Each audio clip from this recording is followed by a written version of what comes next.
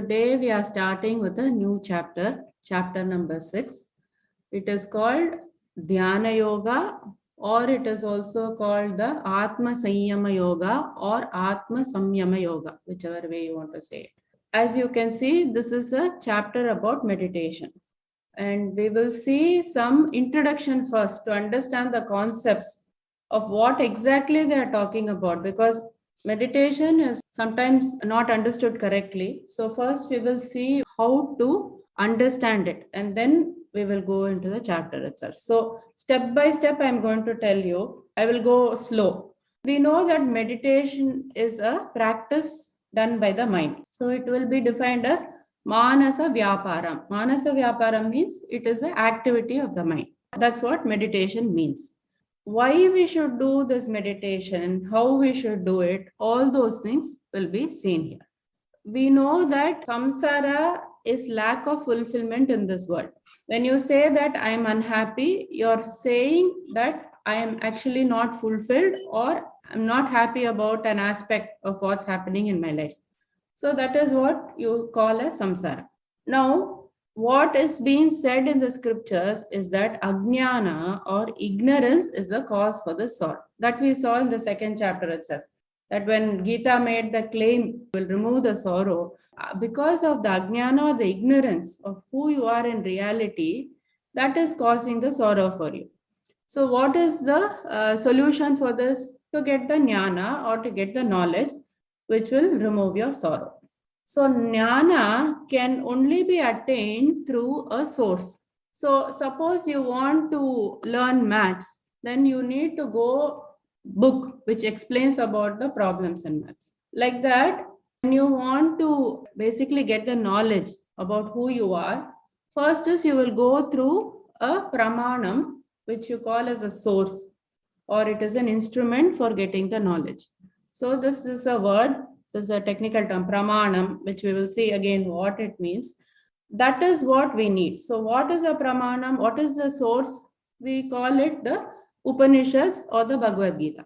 There are various sources of pramanam. When a philosophy is being said, like when Adi Shankaracharya claims his philosophy, he cannot just say, okay, this is my belief, so this is the philosophy. He has to prove with various accounts. He has to show various pramanas. So now the pramanam or the source that we are talking about is the Upanishads or the Bhagavad Gita. So that is the source from where we are getting the knowledge. Okay, this is my true nature. So this is called the pramana. Now then, how is dhyana connected with this? Dhyana it's not an instrument to get the jnana. Suppose a person will just meditate on the object. Like suppose he is meditating and he wants to find out what color of the object is outside.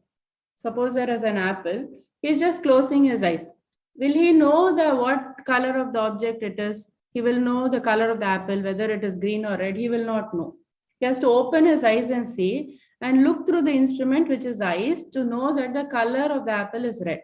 So like that, if the person is not qualified to use the pramanam, which is the Upanishads or the Bhagavad Gita, then he will not get the jnana. That is why dhyanam comes into play. Dhyanam will help to build, or it will help to fertilize the soil into which this jnana is being put.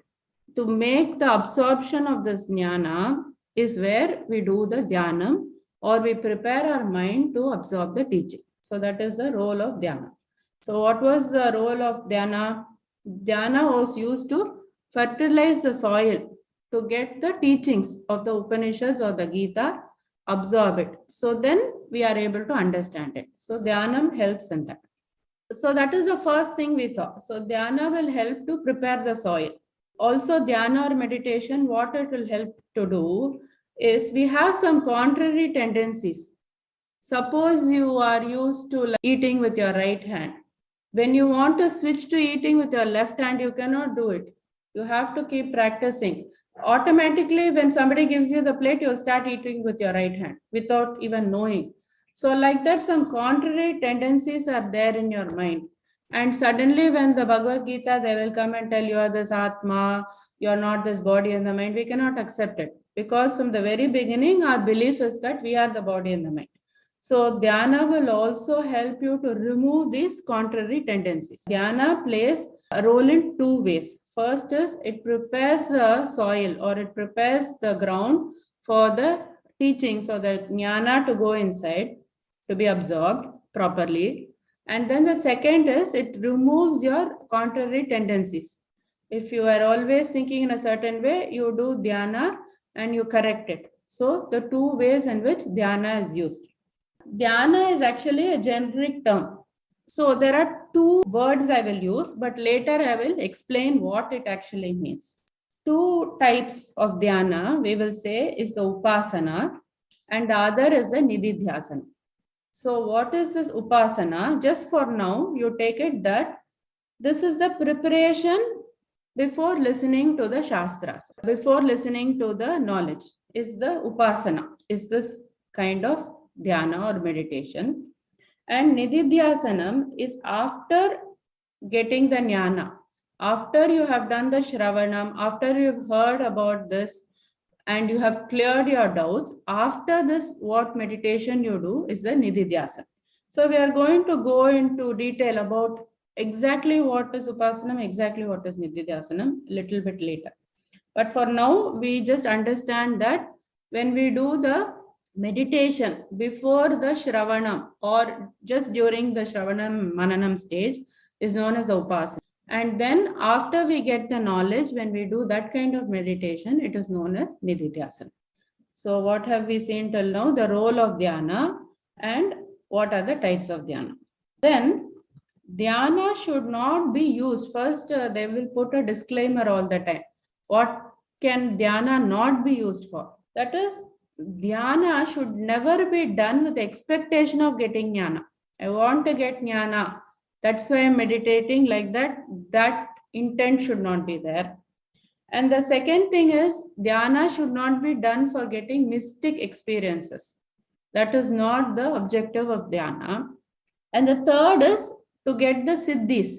Like siddhis means they will talk about ashtama siddhis. Like when you do a lot of concentration of your mind, you will get a lot of powers. And the 8 types of siddhis are being talked about. So anima means shrinking. You will have the ability to shrink your body. Mahima means you will have the ability to expand. Laghima means you will be light. Garima means you will be heavy. And then you have the prapti. You have the ability to go to all the lokas and get all your desires fulfilled. Like that, you get that much power. Prakamya, that means you can enter into minds and bodies, like that power you'll get. Then Ishitvam is you have the supremacy or the creative power of God. And Vashitvam, that means you have the power of control over gods, like that. So these powers could also, come, and some people will try to misuse it and show like how great they are, or, just show to attract people, or those things should not be used for. So now dhyana practices. So first, stage by stage, we will go through like how you can progress through dhyana. We will also go into Ashtanga Yoga, like what are the steps. 7th step only, Patanjali will say is dhyana. So before that is all preparatory phase. So now that's why dhyana needs actually a lot of preparation. So what we will see like slowly, like what are the stages, how dhyana can be taken in stages. So first is the relaxation meditation. So here, what is the objective of the stage 1? This you call it the stage 1. So what you will do is to keep your body, the indriyas and the pranas relaxed. What are you doing here in stage 1 is you will keep the body still. You will not move. Second stage is to keep your indriyas still. Like you won't keep opening and shutting your eyes, or opening your mouth or closing. Like that, you will keep your indriyas still.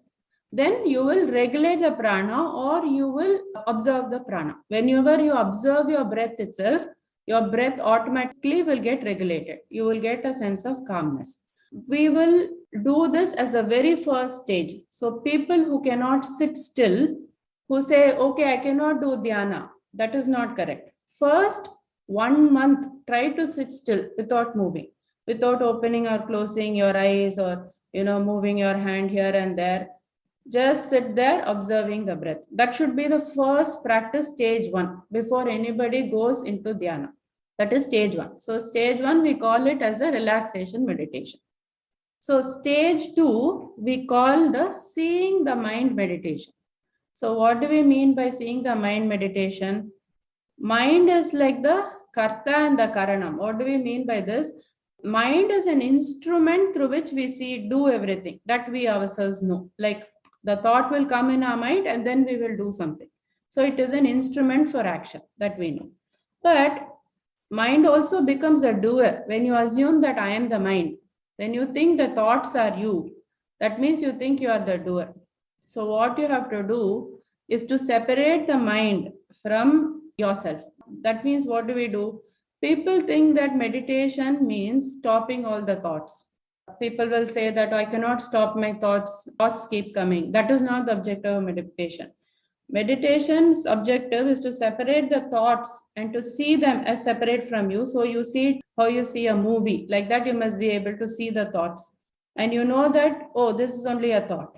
Detaching your mind from you, to be able to see the mind and discover your mind. Oh, today, these thoughts are coming in my mind. When you get attached to the thought is only when you get sorrow, where you get happiness. All those things are coming because of your attachment to the thought, not because of the thought itself.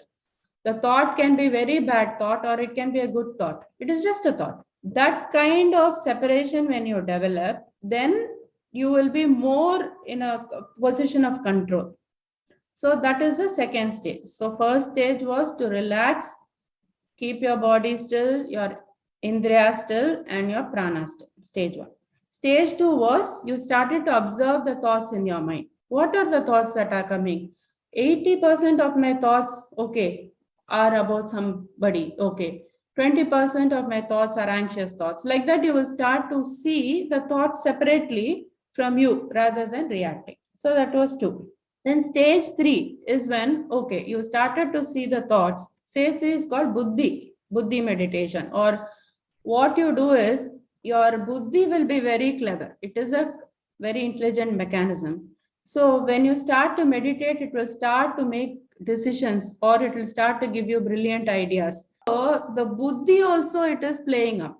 So what you have to say before you sit in the meditation is, buddhi, I know you are very intelligent, but I will give you time later. So this decisions or this ideas that you're giving me, that has to be done later. Now my focus is different. Like that, you have to give an instruction to your buddhi and then calm the buddhi. So first, after calming the body, the indriyas, the prana, then the mind, and then the buddhi, then only you will go to the concentration meditation, which is stage 4. Because people directly go and sit in meditation when everything is so active, then it will not be possible to go into meditation. You have to practice the stage 1, stage 2, stage 3 for lengths of time and then go to this concentration meditation. So what do we do in concentration meditation? So in concentration meditation, you will give mind a job. Because the mind is like, we call it the monkey mind, right? It will keep jumping from one place to another. You will say that, okay, I will say Om 108 times. And then you will notice that after the second Om, your mind has jumped somewhere. Then what you will do? Okay, I bring it back to the Om. So this is a natural process. People think that something is wrong with them and that's why their mind is going. But this is the nature of the mind. It will go.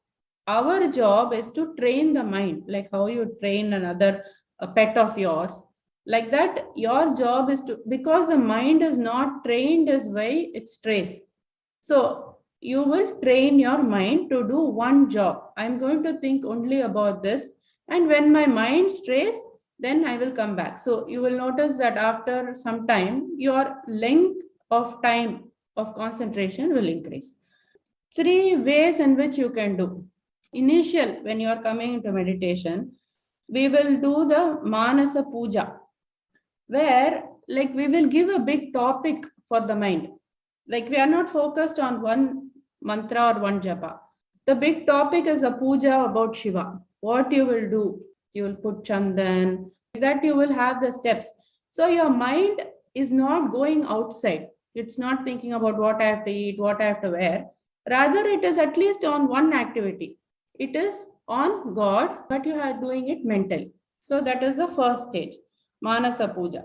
Then second you can do is, once you have practiced this Manasa Puja, closing your eyes and meditating on that topic, if you feel more confident, you can go to Manasa Parayana, which means like taking only one shloka. Like maybe you have a favorite god.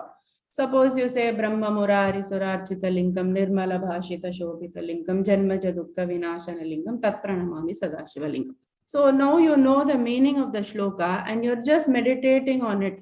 Kind of Shiva who is worshipped by Brahma and all the devas, and he's so resplendent, and the one who removes all the past. Narrow, it is more narrow than the puja. One shloka you can take and meditate on it mentally. That is the second. When you are more focused, like you are able to narrow it down more, you will start with Manasa Japa, which is like taking one Om Namah Shivaya. So usually the guru will initiate it.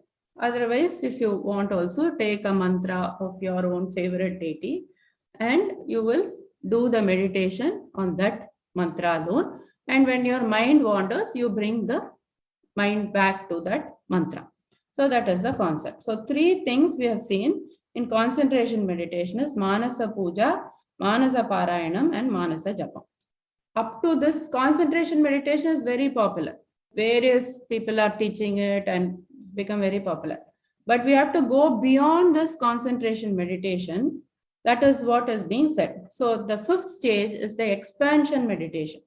Expansion meditation means this is done by taking the help of the scriptures. We learn our scriptures and then we will know the knowledge to expand ourselves. Okay, so because why is this important? Because concentration can also be developed by a bad person. All the asuras we know, Ravana and all, they had tremendous concentration power. But if you have a bad intent and to concentrate, that is not good. So we have to move away from that and do this expansion meditation. So concentration is not the end all and be all of it. What is the expansion meditation? You will say that everything is Brahman. Like in Chandogya Upanishad, which says Sarvam Khalvidam Brahma Tajjalaniti Shanta Upasita, and it goes on. What the substance of it is, all this is Brahman. Everything comes from the Brahman. Everything goes back to the Brahman. And everything is sustained by the Brahman. One should therefore quietly meditate on the Brahman. Each person has a mind of his own. What a person wills in his present life, he becomes when he leaves this world. One should bear this in mind and meditate accordingly. So that is the concept here, that you will see that everything is Brahman, everything is God. Like that, your mind should expand. Only then this concentration will bear fruit. So how we do that? So in Bhagavad Gita itself, the chapters 10 and 11 will give you substance for that, where he will talk about the Vibhutis. Krishna will talk about his own powers, and the Vishwarupa chapter, everything is God. You can see everything in Rupam of God. So those chapters will help in this expansion meditation. Then stage 6 is called value meditation. So this is again done by taking the support of our scriptures. So what we do in this is that in chapter 16, he will talk about 24 qualities, or the Deviha Sampat, qualities that we must imbibe. So 24 he will talk about. Chapter 13, under the topic of Jnanam, he will give 20 values. So all these we can put together and meditate. Suppose like one person is like very stingy, he will meditate on charity and he will meditate on the value of charity. So that is how he can move from how he is to how he should become. Like one person always lies, that means he will meditate on the quality of truth. So then as he keeps meditating and he sees the value of the truth. Only if you have value in the value, that is if you have the value in the result, then you will do it. So you will meditate on not only that value, but the result of that value. So then you will slowly it will become subconscious to you. So that is number 6. So what we have seen so far is first was the stage 1 was the relaxation meditation, where you kept the body, the indriyas and the pranas relaxed. That was stage 1. Stage 2 was seeing the mind meditation, where what did you do there? You just observe the thoughts and detach yourself from the mind and just saw the thoughts as though it was going on a screen. And third was the buddhi meditation, where you gave a command to the buddhi to stop making any decisions or to stop giving you ideas during the meditation. And then progress to the concentration meditation, where you gave either a topic or like a verse or like a mantra. Then you started to practice it. In addition to that, you have to do stage 5, which is the expansion meditation. Expansion meditation will help you to transform the right path. That is to think that everything is God or everything is Brahman. And the 6 stages, you meditated on certain values that you wanted to imbibe. So these were the 6 stages we have seen so far. We talked about 2 things, right? The upasana and the nididhyasana. So what are these 2 things? We will see now. So first I will talk about nididhyasana. Then we will see what is the difference between upasana and nididhyasana. We said that nididhyasana is done after obtaining the jnana, because mind has 2 types of doshas or faults. First is called the ashuddhi, which means impurities. And the second is called the ajnanam, which is the ignorance. So what are the 2 types of doshas or faults? First is the ashuddhi or the impurities we have in our mind. And the second is the ajnanam, which we have in our mind. So the ashuddhi itself, the impurities itself, is divided into 2. We call it the malam. Malam means qualities like the raga, dvesha, the kama, krodha, what we call as anger, the lust, the desire, all those things are classified as malam. And the second is called the vikshepam, which means the wandering mind, or the chanchalam, like the mind doesn't sit in one place. That is called the vikshepa. What we do to remove malam is we practice karma yoga, sadhana chatushtaya, to remove all these kind of impurities. To remove this vikshepam, we are doing the dhyana. Karma yoga, dhyanam, the sadhana chatushtayam applies to removing the ashuddhis or the impurity of the mind, which had 2 parts. One was the malam and one was the vikshepa. And then for ajnanam part, what did we say? Ajnanam is the ignorance. What we will say is ajnana cannot be removed by meditation alone. For removing the impurities, you can use, because the vikshepa is a part of the mind. And this, for removing ajnanam, you cannot use the dhyana. 2 words we are using, but they are only simple words. I introduced pramanam. Pramanam is just the source of the knowledge, which was the Upanishads or the Bhagavad Gita. And prama is the knowledge itself. To get the knowledge, you need a source of knowledge.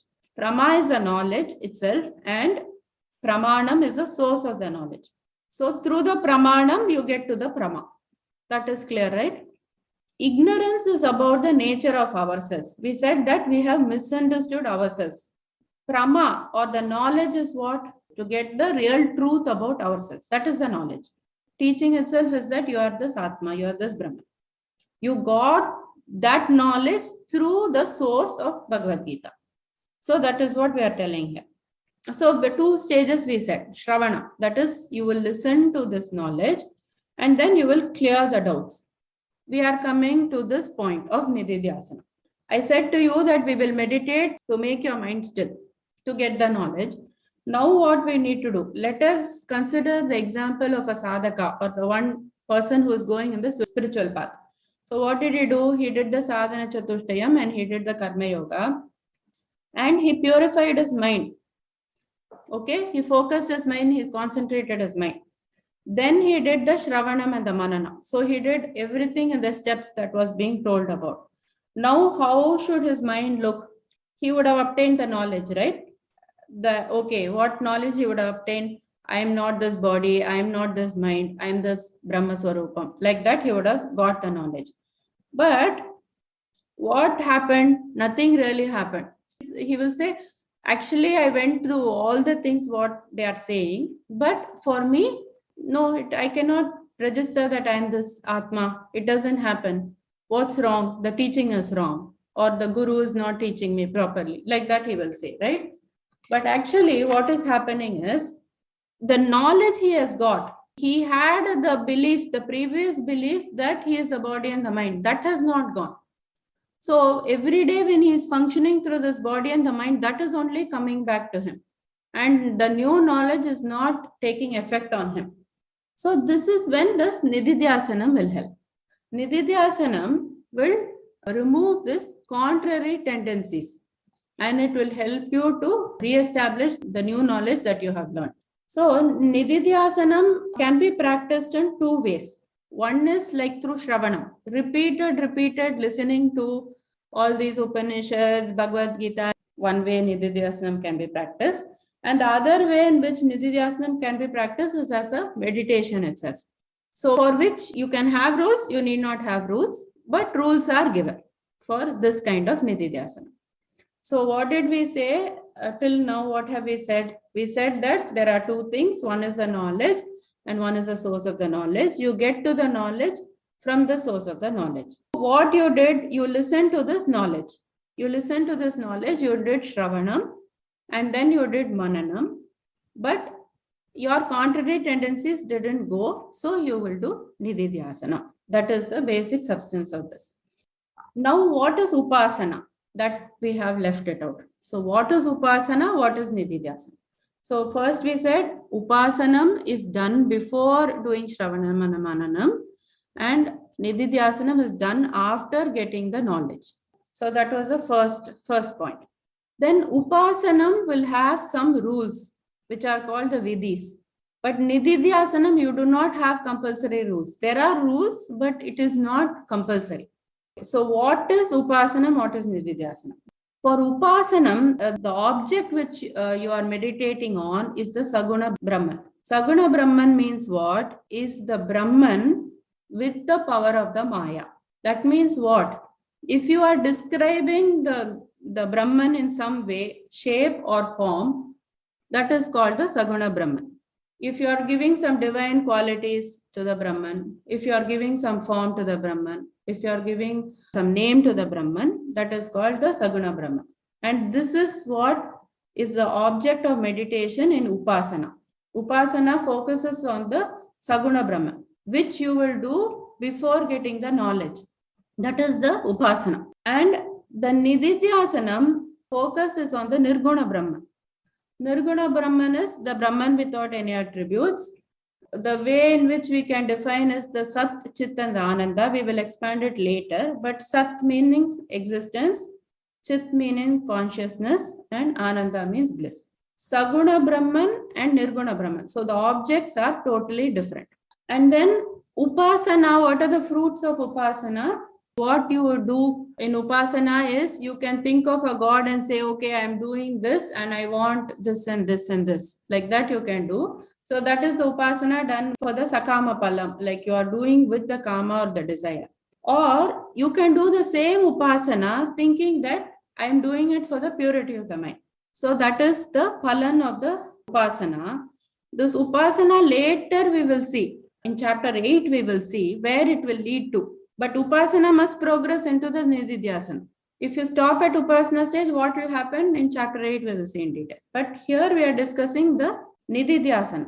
What is the Palan of the Nididhyasana? Is the Jivan Mukti. That is here and now. It is not any other time after death you are going to get Mukti, or you go to one Loka and you get Mukti. No, Jivan Mukti here and now you can get the Mukti. That is what is the whole topic about. So in this chapter, what is Krishna talking about?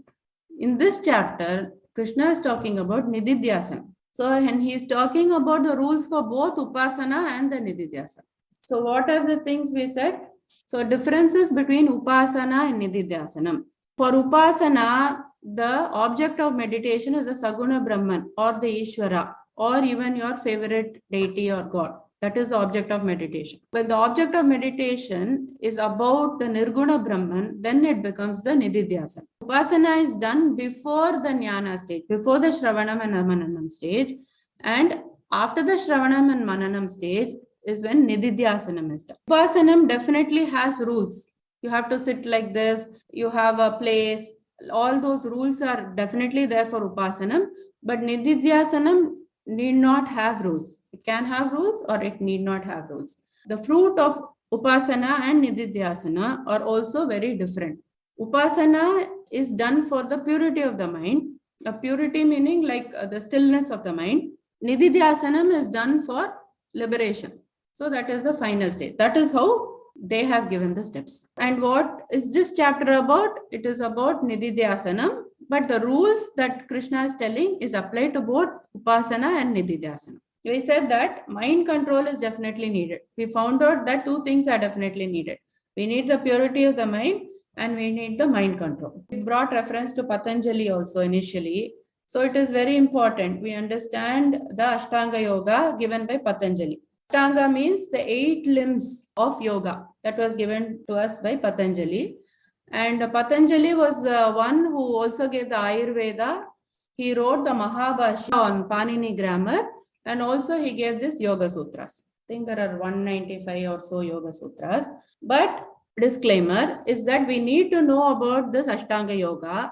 Ashtanga Yoga will be practiced, but the philosophy of the Ashtanga Yoga is discarded by Advaita Vedanta. So we use only the meditation part or the practices. Yoga philosophy is different. So that philosophy you discard, we will understand as we go. So as I said, Patanjali, he was 200 years before Christ. 8 limbs. What are the 8 limbs? We will see that in detail. So he gave the 8 steps. So first is the Yamaha. Yamaha are the activities that is to be avoided. So he gave 5 of them. 5 of them, first was ahimsa. Ahimsa means you should take it in the other way. That is, you should not do himsa, like that he is saying. So don't do himsa, don't cause harm to others. Mano by mind, bhak by speech, or kaya by action. So by any means, don't cause harm to others. Because as I said, meditation will not happen. He has only put meditation as a 7th step. That means if you don't practice all these things, 23 hours of the time you are not meditating, then the 1 hour you meditate or the 10 minutes you meditate will not give any result. Because it has to become the way of life. Spirituality should become the way of life, not just 10 minutes in the puja room and then rest of the thing you're abusing others. Then there is no palan. That is why we are separating everything. Like we are thinking religion is one thing, then enjoyment is another thing, then we are having all compartments. But the concept is it is one. You have to be spiritual 24 hours a day. Then only you will progress. So you have to follow ahimsa. And then satyam. Satyam meaning don't speak lies, he is saying. Only speak the truth. So that is a quality, second quality. And then he is saying asteyam. He is saying don't steal or want others' things and be fair. That is most important. People want others to treat you fair, but they will not treat the other person fair. If you are fair, others will be fair to you. So you have to develop the sense of fairness towards everybody. So that is third, asteyam. And brahmacharya. Brahmacharya, follow the rules according to your own ashrama. If you're a grahastha, you have to be like with that code of conduct, like that. Whichever ashrama you are in, sannyasi, brahmachari, you have to follow that code of conduct. Then aparigraha. Aparigraha meaning not having anything in excess, not hoarding stuff, putting it, going to this all this junk sales and accumulating. Have only what you need. That is aparigraha. So this was the Yamaha. Yamaha we covered 5 points. The ahimsa, satyam, asteyam, brahmacharyam, and aparigraha. 5 things we covered. Then is the niyamaha. Niyamaha means the do's. So what are the do's? He's talking here. First point is shaucham. Shaucham means keeping external things clean. Also inside. Focus on your inside also. Just because the mind, nobody is seeing it, don't keep it dirty. Clean the mind. Santoshaha. Be content with what you have. Praptena santushyatam. So whatever you got by prarabdha, be happy with it. Tapaha. This is like doing vratas and fasting. That has to become a part of life. It has to become like a regular activity. It's not something like you do once a year or 3 years. It has to be integrated into your lifestyle. And then Swadhyaya, that is, you have to keep continuously reading the Shastras, reading good books. You have to do the self-study every day, like that. And Ishvara Pranidhanam, that is, keep aside time for God. That is one point. And also, second point is abide by the laws of God. Whatever he has said in the Bhagavad Gita, like that, whatever he has said, you follow those rules. Third is surrender to God. So 3 points come under this. So whatever experience you get in life, just take it that, okay, God has given me, like that. So all these 3 points are clubbed into Ishvara Pranidhana. So now what are the points that we saw under Niyamaha? Was Shaucham, Santoshaha, Tapaha, Swadhyayaha, and Ishvara Pranidhana. So 5 points we saw. So this 1 and 2, this will be called Bahiranga Sadhana. Again, I will explain when we come to the shlokas. Bahiranga Sadhana means your lifestyle, basically. What are you doing apart from the time you are meditating? That is called the Bahiranga Sadhana. So the Yamaha and Niyamaha come under the topic of the Bahiranga Sadhana. Third limb, Asanam. Asanam is the activities for the body. What does Asanam include? Whatever the pose gives you the good health and the good results following that pose. It works on the body predominantly. This Asanam will work on the Annamaya Kosha, mainly predominantly the body. So it is very important to have a good posture, and asanas, as Patanjali has said itself, that will give good health. Patanjali didn't write this just to get into shape or, to get like a good health. The objective of the sutra was to get realization. So people start 4th stage, they stop. That is not the point there. You have to go towards the final stage of what he has said. And then pranayama. Pranayama is, regulating the breath. And pranayama definitely has to be done only by proper instruction. Otherwise, it could cause severe damage. Prana is more important than asanam because it works on 2 layers. We know that it works on the Annamaya Kosha and the Manomaya Kosha. So it works on 2 layers. It works on your mind also, this prana. So it is very important to regulate the breath. So pranayama is a very important stage in stilling your mind. So we have seen this. Then pratyahara. Pratyahara meaning having control over the indriyas or the senses. This we know that it is equivalent to the damaha. What you give as food to the mind through the senses should only be good, and stop bad things from entering to the senses, and this is a withdrawal of the senses or the damaha. So this is pratyahara, which is the 5th stage. So we have seen 3rd stage was asanam, 4th stage is pranayama, and 5th stage is pratyahara. Stages 3 to 5 is equivalent to the antaranga sadhana. Antaranga sadhana meaning, which we will see again when the shlokas come, is the practices to be followed during meditation. Asanam, pranayama, pratyahara is the practices to be followed during meditation itself. So this is the antaranga sadhana. Now 6th, coming to the most crucial aspects, dharana. Dharana is the focus of the mind. Focus of the mind meaning what? You are removing yourself from the outside world and focusing it on the object of meditation. So when you have a camera, what you do, you take the camera and you first focus it, right? You focus it, you leave the rest of the objects focusing on this tree. So you move the camera to the tree and just you hold it for 1 minute, right? 30 seconds or whatever. That is what is described as dharana. So including everything else, bringing your mind to the object. That is called the dharana. And in Yoga Shastra, focus is on the Saguna Brahma or the deity. Saguna Brahma Vishaya Manasam Vyaparaha. That is how they define it. That is, the mind's activity is on the object of the Saguna Brahma or the deity you are meditating on. So at this stage, they bring the focus to the deity or the God you are meditating on. So here at this stage, the focus, what becomes in Upasana, the focus becomes a deity. And then in Advaita Vedanta, I said the philosophies are different, right? Advaita Vedanta is not interested in just a relaxed mind. It wants the mind which has got the knowledge, because their claim is that, okay, you're sitting in meditation, you still your mind. But what about when you come outside the meditation? You're going to see everything as it was before. So if you have the knowledge inside and outside, in meditation, outside meditation, you have to experience the Brahma. That is the concept. When you are doing this dharana using the nididhyasanam, then what will be the focus? Nityaha, asangaha, ekaha, nirvikaraha, all that will be the topics in the meditation.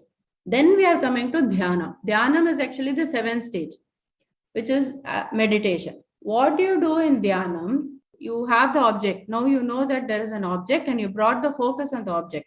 Dhyanam basically means the swaying back and forth of your mind on the object. That is what is dhyana.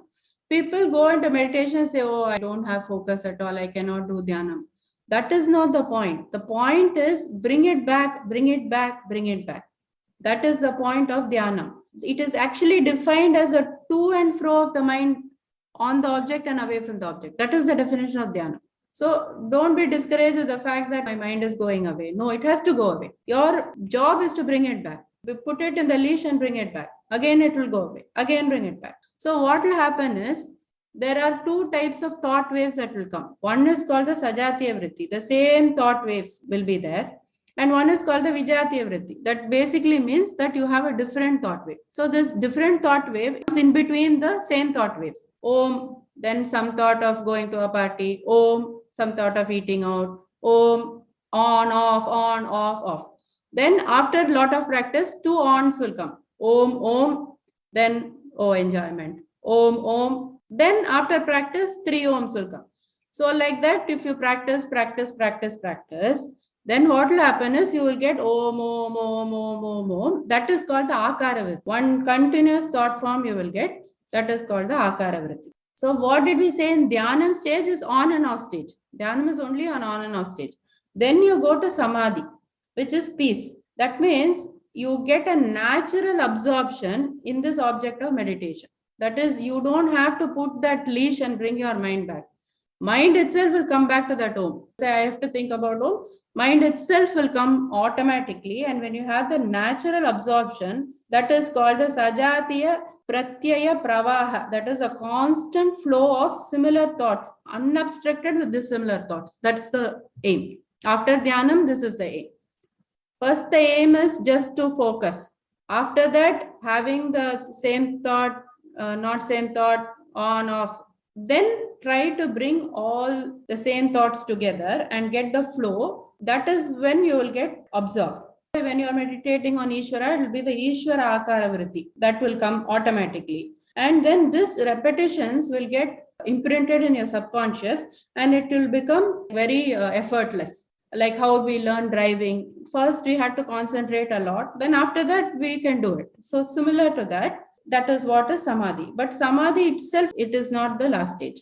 Steps are there after samadhi. So 6 to 8, what I have said is the dharana, the dhyanam and the samadhi is what Krishna will refer to as the dhyana swarupam, the quality of the dhyana. About the dhyana he is going to explain, that is a dhyana swarupam. So this will come under that topic. I said that samadhi is not the last stage. You go to something called the savikalpa samadhi. What does savikalpa samadhi mean? Okay, you get absorbed in the object of meditation, but still I is there. Like for example, you are seeing the movie. Sometimes you are totally absorbed in it, but one corner of your mind, you know that I am the one who is seeing the movie. So that I will be there even in that absorption. The ego is left in that absorption. If you know that I am enjoying this samadhi, thought is there, you are in savikalpa samadhi. In nirvikalpa samadhi, what will happen is it's spontaneous absorption. The I will totally disappear. Also, only temporarily dissolve. At the time of meditation, that nirvikalpa samadhi, this I is temporarily dissolved. And then you forget yourself and the I totally goes away. This is the nirvikalpa samadhi. Here in Vedanta, we call it the nirvikalpa samadhi. In yoga terms, they will call it the kaivalya. So this is what is the stages. So what did we say? The dharana, the dhyanam, and the samadhi. You get the absorption where still the object of meditation and the one who is doing the meditation, there is a distinction. When that is dissolved, total absorption happens and that will be spontaneous. That is called the nirvikalpa samadhi. So how Vedanta differs from Patanjali? We need to know why we are telling this in a different way. Is because Vedanta says that, okay, you relax your mind, it is an important step, but it is not the end all and be all of everything. Ignorant mind, if it is thoughtless, it is of no use. For that, jnana is needed. Samadhi means going inwards, but realization in Vedanta means seeing Brahman both inwards and outwards. So it has to be both when you are keeping your eyes shut and when you are keeping your eyes open.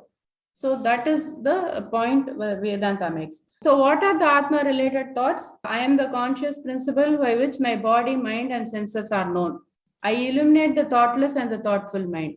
I am conscious and wherever I illuminate cannot move me, like the sun illuminating holy water and the dirty water.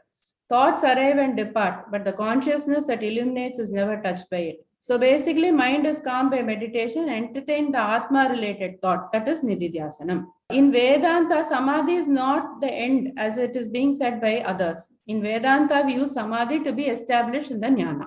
And then after the Nirvikalpa Samadhi also, they have to be established in Nirvikalpa Samadhi. That is Jnana Nishta. Totally, they are absorbed constantly. In meditation, outside meditation, that is called moksha. So when have you progressed from saguna to nirguna? When you are established in the Atman related tops. When you know that the Ishvara cannot be put into form, you understand the nature of yourself to be Brahman. In this case, we said that Nididhyasana will be thoughts related to the Brahman or the Atman. You cannot objectify the consciousness. So we will try to point in that direction. That is what we will do in the Nididhyasana.